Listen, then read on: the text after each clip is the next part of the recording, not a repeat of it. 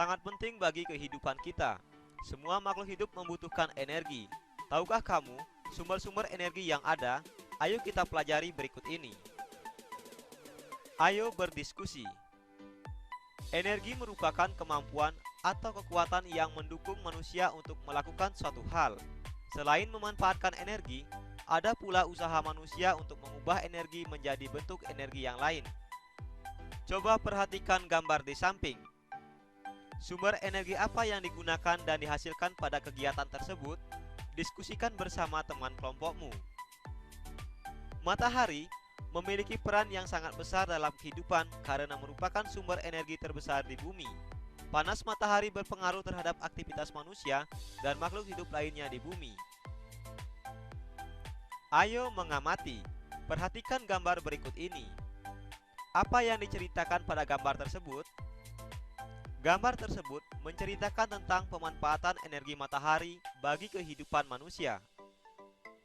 2. Berdasarkan gambar, dapatkah kamu menyebutkan apa saja manfaat matahari bagi keluarga tersebut? Mengapa demikian? Kemukakan alasanmu. Berdasarkan gambar di samping, kita mengetahui bahwa energi matahari dimanfaatkan untuk mengeringkan pakaian yang telah dicuci, karena sumber energi panas matahari dapat menguapkan air pada pakaian tersebut. 3.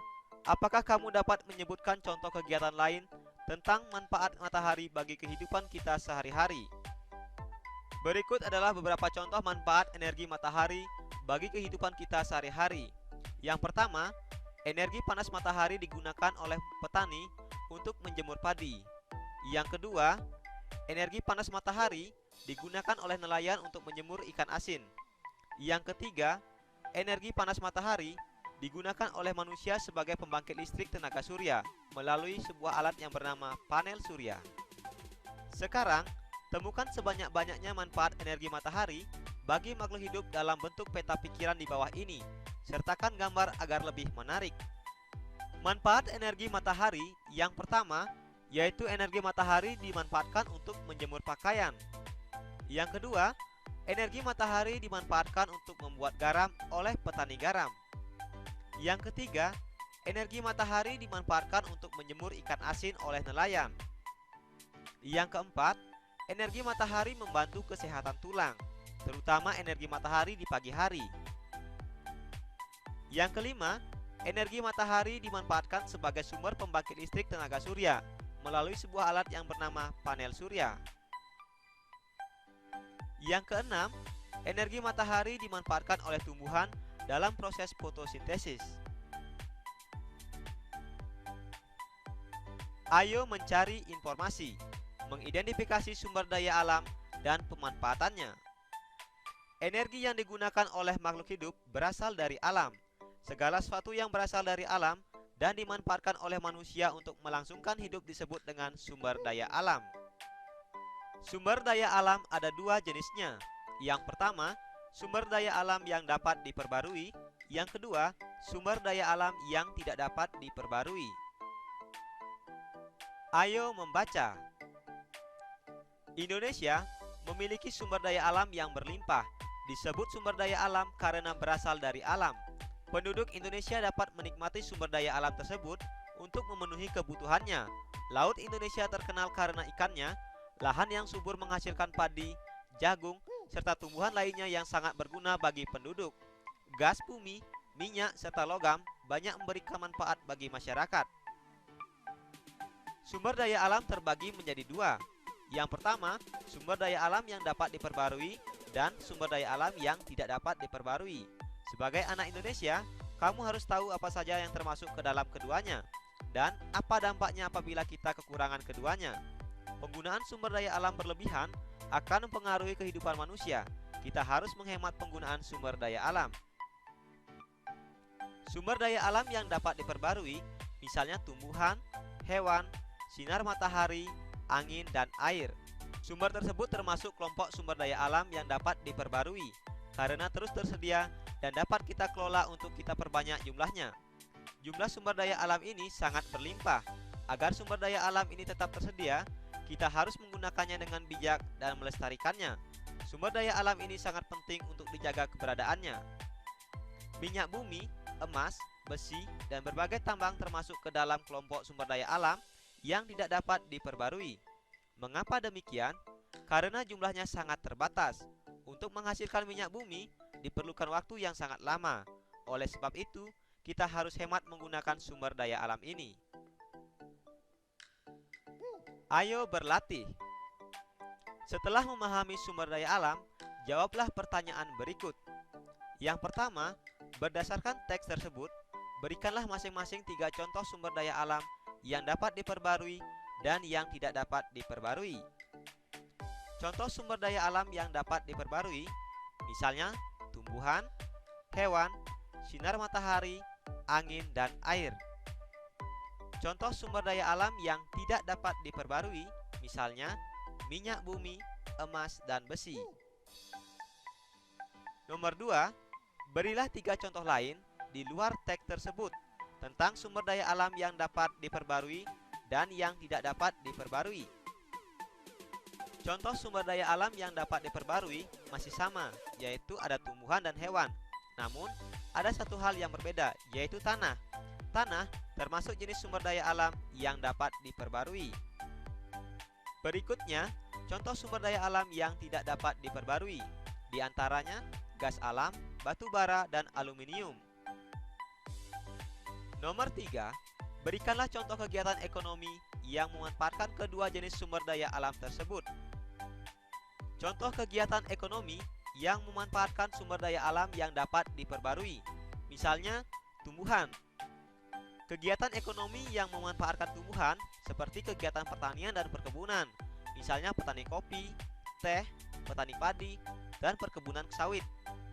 Selanjutnya, contoh kegiatan ekonomi yang memanfaatkan sumber daya alam hewan, misalnya kegiatan peternakan seperti peternak ayam, peternak sapi, dan lain sebagainya.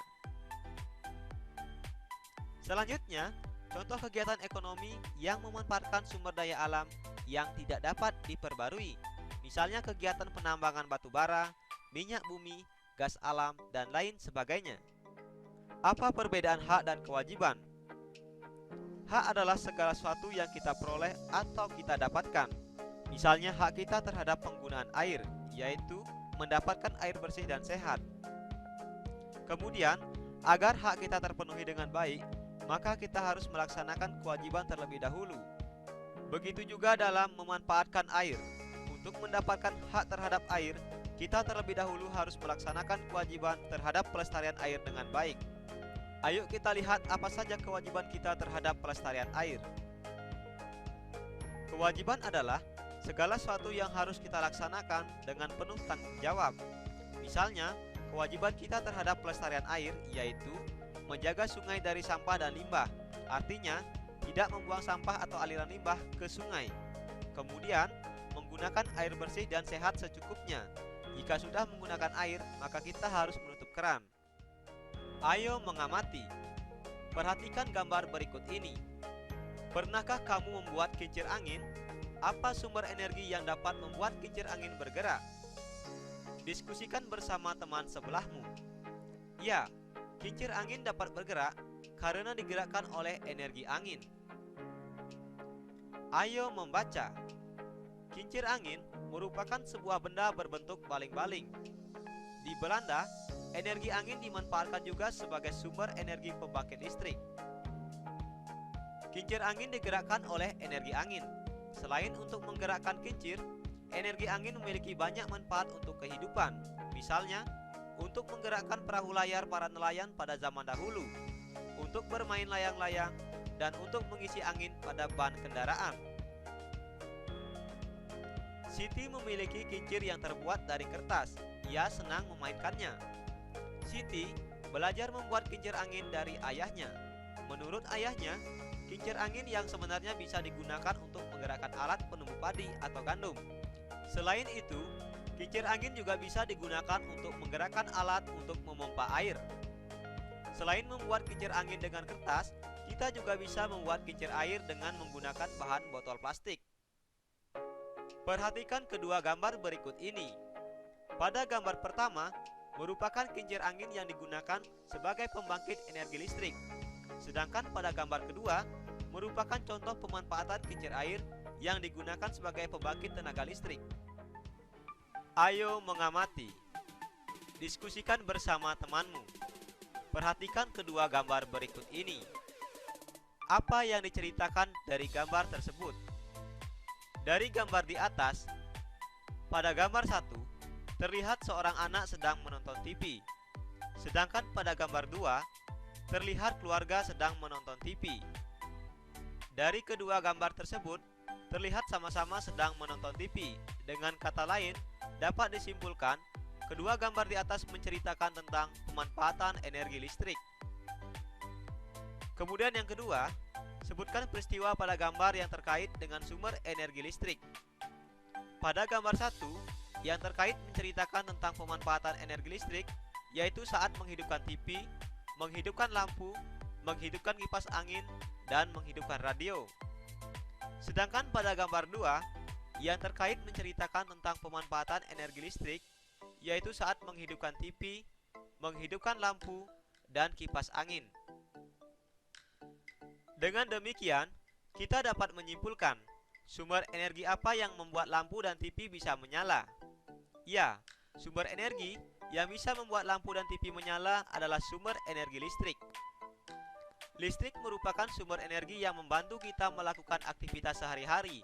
Dengan adanya energi listrik, kita dapat menyalakan lampu, televisi, radio, setrika listrik, dan lain sebagainya. Kita semua berhak mendapatkan energi listrik, dan kita juga memiliki kewajiban untuk menghemat penggunaannya. Ayo berdiskusi, menjelaskan hak dan kewajiban penggunaan energi listrik.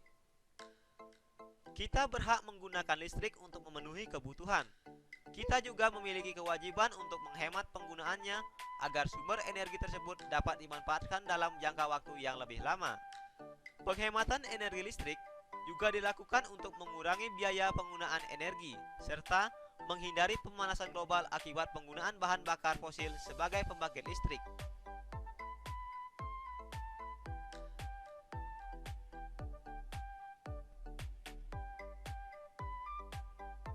Perubahan energi. Tahukah kamu bahwa setiap energi dapat diubah untuk menghasilkan energi yang lain? Misalnya, perubahan energi listrik menjadi energi gerak, seperti contoh pada kipas angin. Sebaliknya, ada juga perubahan energi gerak menjadi energi listrik, seperti contoh pada kincir air dan kincir angin. Kincir air dan kincir angin ini dimanfaatkan untuk menghasilkan energi listrik. Perubahan energi berikutnya yaitu perubahan energi listrik menjadi energi cahaya, misalnya pada lampu. Sebaliknya, perubahan energi cahaya menjadi energi listrik, misalnya pada pembangkit listrik tenaga surya dengan menggunakan alat yang bernama panel surya. Kemudian perubahan energi listrik menjadi energi bunyi, seperti pada radio. Berikutnya perubahan energi listrik menjadi energi panas, seperti pada setrika. Selanjutnya, perubahan energi listrik menjadi energi cahaya dan menjadi energi bunyi, misalnya pada TV. TV terjadi dua perubahan energi sekaligus, yaitu perubahan energi listrik menjadi energi cahaya dan energi bunyi. Ayo mengamati. Perhatikan kedua gambar berikut ini.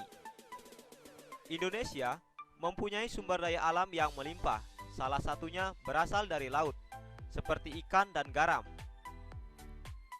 Masyarakat yang tinggal di pesisir pantai, mereka dapat memanfaatkan sumber daya dari laut untuk membuat ikan asin dan garam. Pengeringan ikan asin dan pembuatan garam membutuhkan energi. Energi yang digunakan yaitu energi cahaya matahari. Berikutnya, perhatikan kedua gambar berikut ini. Jagung adalah salah satu sumber daya alam yang berasal dari bidang pertanian. Jagung dapat ditanam di Indonesia mulai dari dataran rendah sampai di daerah pegunungan yang memiliki ketinggian antara 1000 sampai 1800 meter di atas permukaan laut. Perhatikan gambar nomor 1 dan gambar nomor 2. Setiap daerah mempunyai potensi sumber daya alam yang berbeda. Sumber daya alam berpengaruh terhadap perekonomian masyarakat. Misalnya, penduduk di daerah pegunungan biasanya berprofesi sebagai petani atau peternak hewan. Sebaliknya, penduduk di tepi pantai biasanya berprofesi sebagai nelayan atau petani garam.